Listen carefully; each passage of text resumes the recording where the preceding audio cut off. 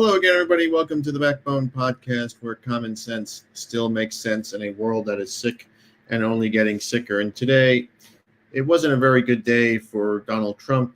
It wasn't a very good day for Israel. It's become more frustrating for Trump than anything else. The Epstein stuff just won't go away. It won't go away. His supporters are just, Republicans as a whole, I think he's at like 90% approval or something like that, which is nuts. But there's a lot of disappointment in him.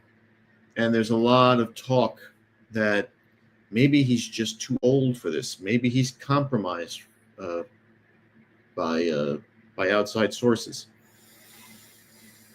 But it's got to be nagging him. And listen, the man's like in his 80s now. I mean, he doesn't have the same fastball that he had 9, 10 years ago. He just doesn't. And we're now seeing, as the conservative media, like talk radio and Fox, and applaud all these tariff and trade deals, the G7 revolt has shocked a lot of people. And it has shocked Trump, and it has shocked, more importantly, Israel. Because now 3 countries, the first of which were France, Great Britain, and now Canada, all expect to recognize the state of Palestine as, well, the state of Palestine. And old Donald is not happy about it. And he scolded the allies today, our G7 allies, for doing such a thing. He chastised Western allies who are preparing to recognize a Palestinian statehood in response to this horror show that's going on in that region. It's an absolute horror show, a crisis beyond comprehension. And this has now cranked up massive criticism after Trump initially just brushed it off. The Trump administration officials continue to argue, including in today, Thursday, at the time of this broadcast, that plans from Canada, the United Kingdom, and France to recognize Palestine as a state at the UN General Assembly next month will just incentivize Hamas for prolonging its war with Israel. There is no war with Israel. The Israelis are going in there and they're starving these people.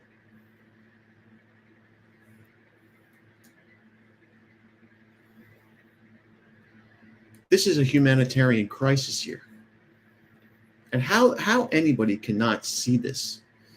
I don't understand what these boomers are thinking when they support these people, these Israelis. I don't get it. The leaders of each of these countries have cited that the starvation and deterioration of the conditions in Gaza, exacerbated by the Israeli military campaign and the restrictions by Israel being placed on allowing aid to come in there. So the Israelis are not only bombing and pounding the shit out of these guys, they're not allowing any medicine or food to go in there. And these are our greatest allies? This is who you want as a friend? And Trump and the rest of the boomer brigade, who are slowly but surely dying off, thank God, refuse to waver on their support for Israel. Press Secretary Caroline Leavitt told reporters Thursday, and I quote, "The president's expressed his displeasure and his disagreement with the leaders of France, the United Kingdom, and Canada. He feels as though they're rewarding Hamas at a time when Hamas is the true implement to this is the true impediment to the ceasefire and to the release of all of the hostages." I don't know where these hostages could be. Have you seen what Gaza looks like? They completely leveled it. And if there were hostages there, let me tell you something, there's not much left.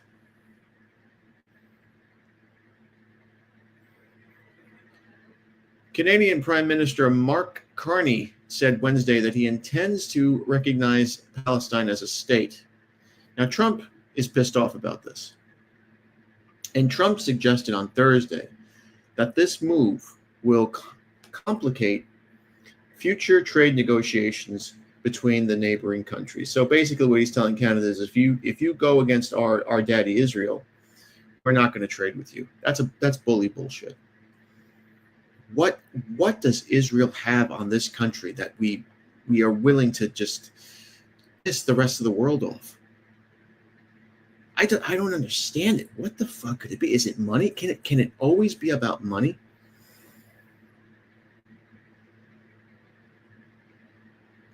They're talking about three major allies to the United States.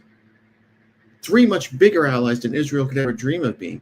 What the fuck can Israel have on these people? On us as a country? What? The three U.S. allies will join another 147 other UN nations in recognizing Palestine as a statehood. There are 150. Well, with these three here, there'll be 150 countries that recognize Palestine as a statehood. I mean, are they all wrong? If you look at the map, and I can get you a map here.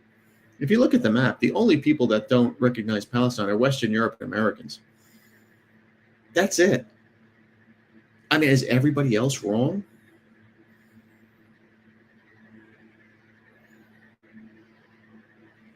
I don't know.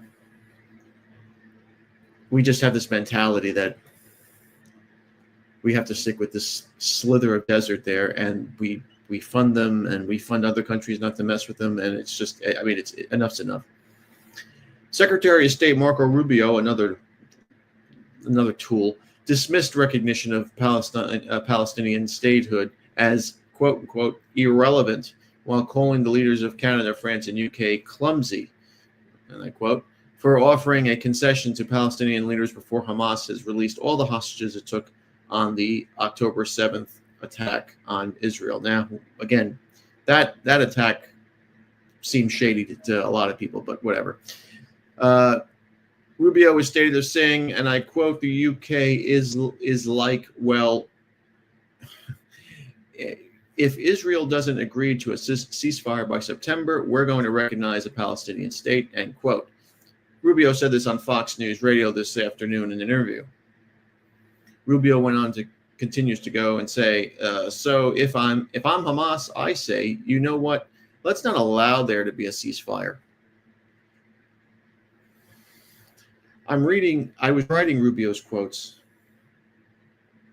and I copy and paste them just so you know. So these are not me paraphrasing. I got a headache doing that. Reading them, you get a headache. I mean, how did this guy become Secretary of State? He sounds like a moron.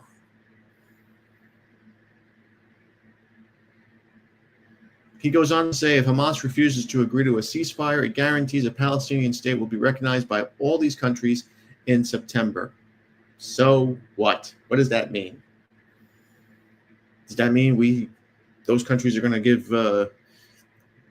weaponry and tanks and planes and to Hamas, to the Palestinian state? No.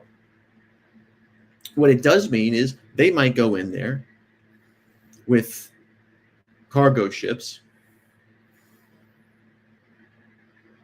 with aid, with food, with medicine, and give it to these Palestinian people, these women and children who are dying over there. Now, if Israel stops it, or if Israel does something stupid like hit them, those countries are, guess what? NATO.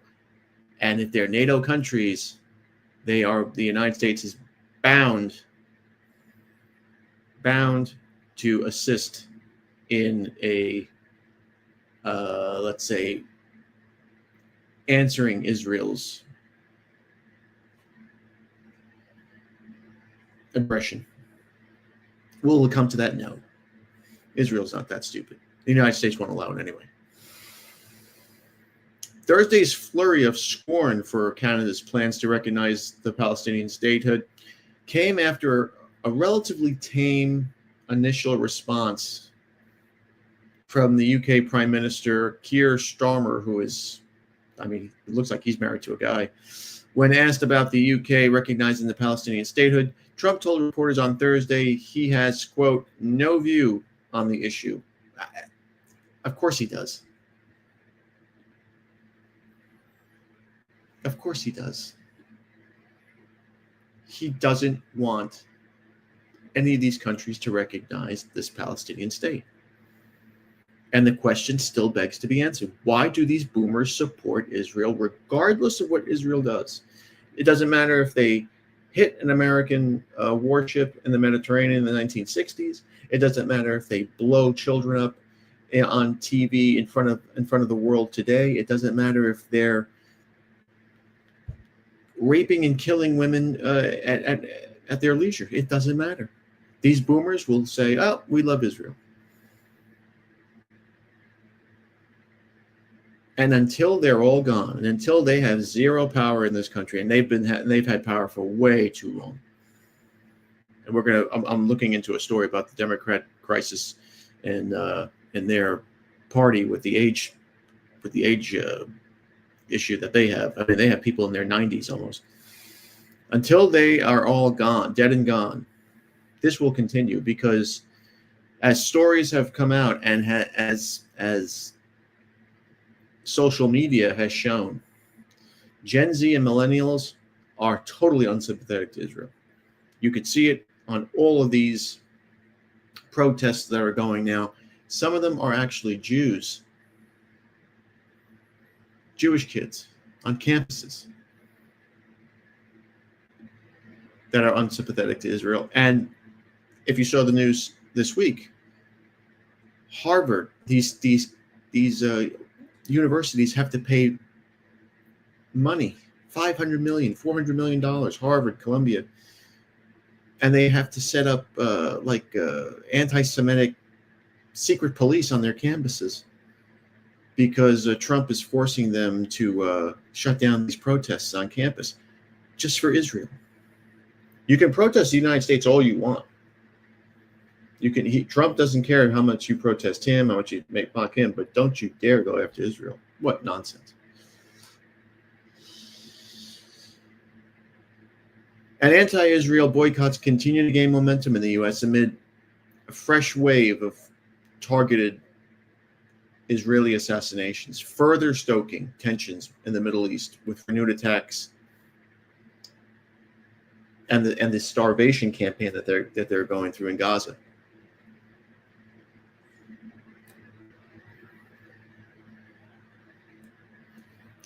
And there's concern among younger Americans who are increasingly unsympathetic to the Israeli cause. This includes a population that has shown little regard for any of the historical Jewish, let's call it, I don't want to use the H word, events that have happened against Jews in the past. Those days are over when you could just say, "Oh, well, what about the Holocaust?" No, they don't care. That's a boring history lesson to them.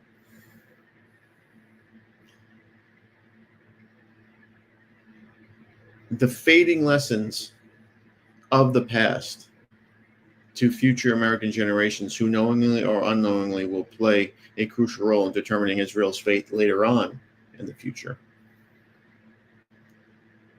is probably Israel's greatest fear.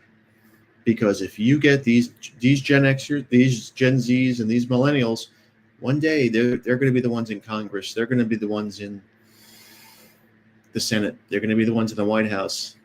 They're going to be the ones that are voting, and they're not going to want to throw $10-12 billion a year at Israel.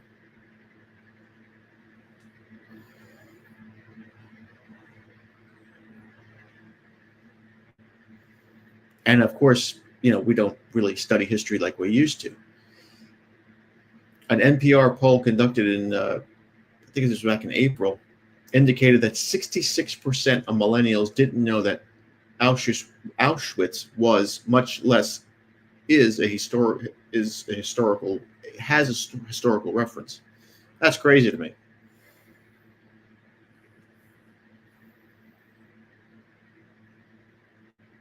And Israel is just another aggressor to these two younger generations. And Generation X, I mean, we're pretty conservative. We grew up during the Reagan era. Let me tell you something. We've had it too.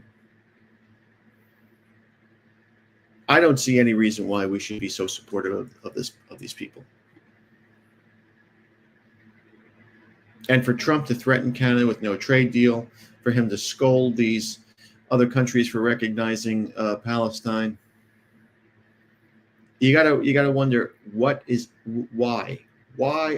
do we go out of the way to support these people the way we do? And it must be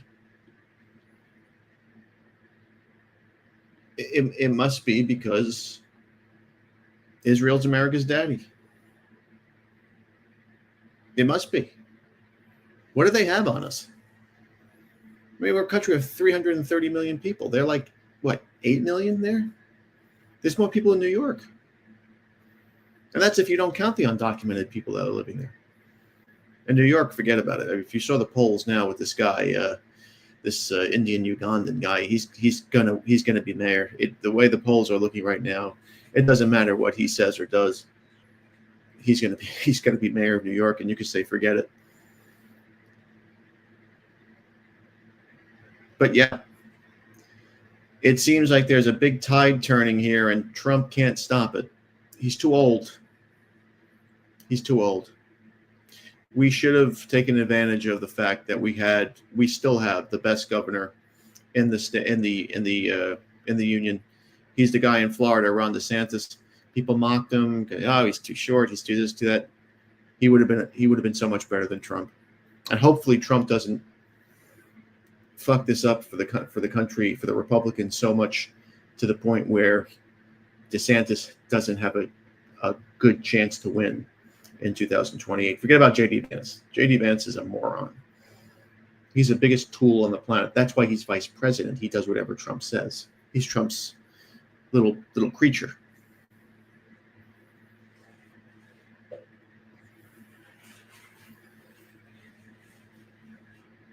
We have to hope that things stabilize a little bit. Things don't get out of control. And the Democrats don't have anybody that's worthy anyway. But you got to remember, it's very hard. It's very, very hard if the incumbent president sucks really bad for the next same party candidate. Very, very hard. Doesn't matter who runs against him. People voted for Barack Obama. The guy was a fucking community organizer. He became president. 2 terms. Yeah, let's not make that mistake again.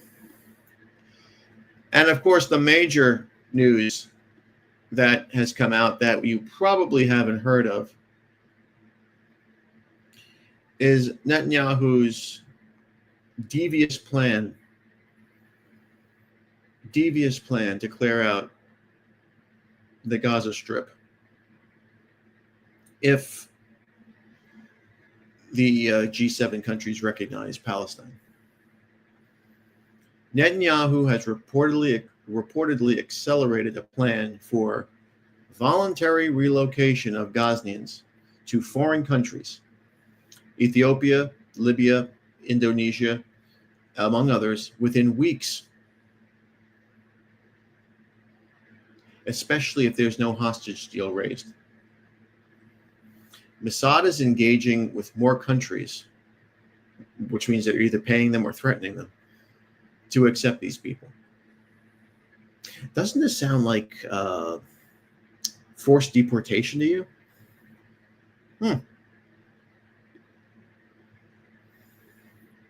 Sounds like a good idea. Just pick people up and move them out to countries that probably don't want them. Maybe we should do something like that. Maybe the Europeans should be following Israel. Maybe Israel isn't so far off.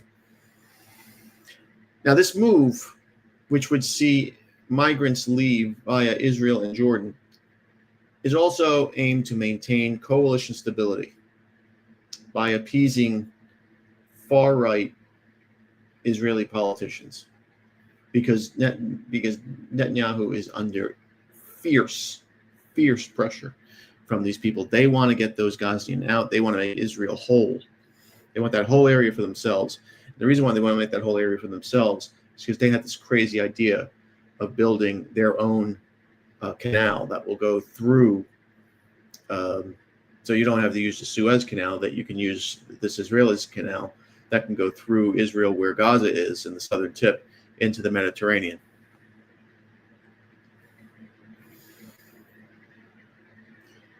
This would also lead to the annexation of northern Gaza, which means that everybody that is not Israeli is out. Now, the U.S., according to sources, has been approached for support. I don't see Trump saying no to this. I mean, how can Trump say no to mass deportations in Israel, but yes to mass deportations here?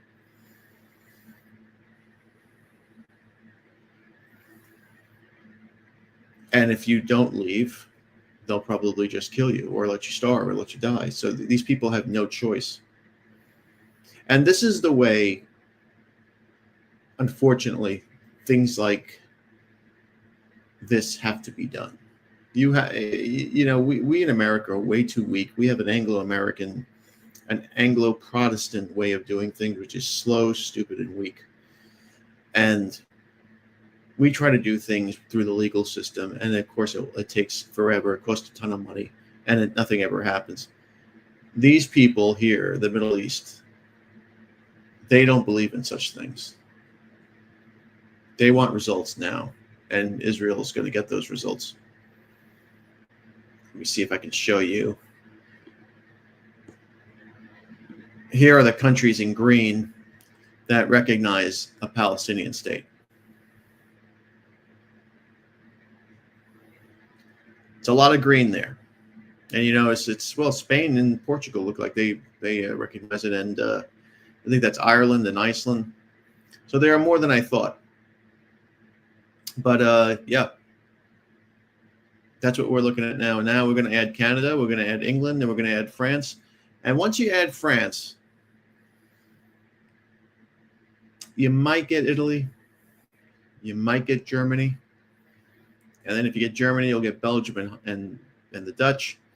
And if you get Germany and you get Italy, you'll probably get Poland, and you'll probably get the Eastern Bloc, the Eastern countries there, like Greece. I can't see if Greece is there, but you'll probably get most of Europe by next year.